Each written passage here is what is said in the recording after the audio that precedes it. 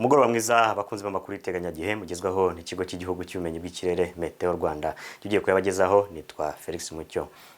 Kuri uyu munsi rero mu masaha mu gitondo tukaba twagize ibihe by'umucyo mu gihugu hose ndetse n'imvura mu bice byinshi by'igihugu ku masaha yo ku gicamunsi. Ku masaha rero ya nijoro tukaba duteganya imvura mu bice byinshi by'intara y'Iburengerazuba, uturere tumwe na tumwe two mu ntara y'Amajyepfo ndetse n'ibice bimwe na bimwe byo mu ntara y'Amajyaruguru. Naho ku munsi w'ejo tukaba duteganya umuyaga uringaniye uzaba kenshi uhuha uturuka mu gice cy'intara y'Iburasirazuba.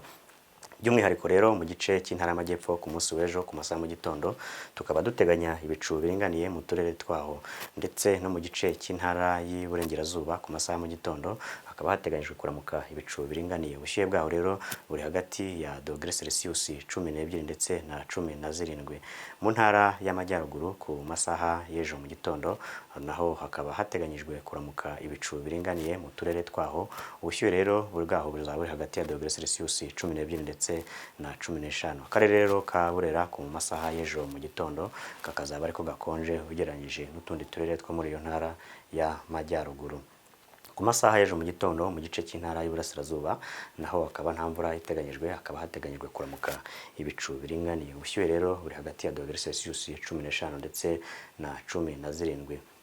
Umujyi wa Kigali ku masaha y'ejo mu gitondo hakaba naho hateganyijwe ibicu biringaniye n'ubushyuhe bwo hejuru bwa dogere Celsius 17.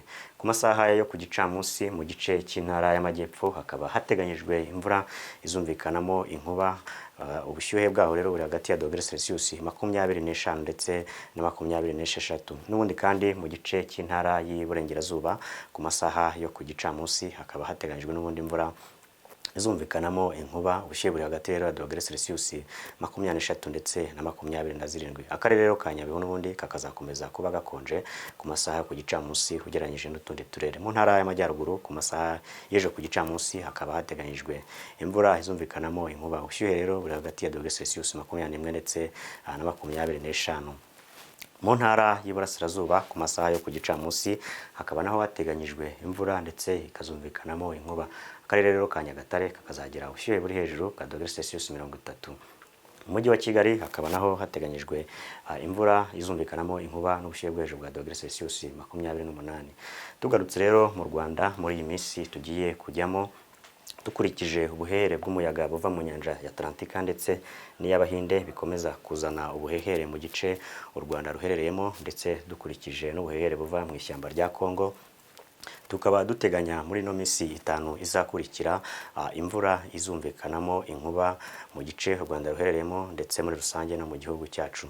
Ku masaha y'ejo mu gitondo izuba rizarasa ku isaha y'isa 11:39 arirenge saa 11:54 ku masaha ya nimugoroba. Muramuke mugire ijoro ryiza.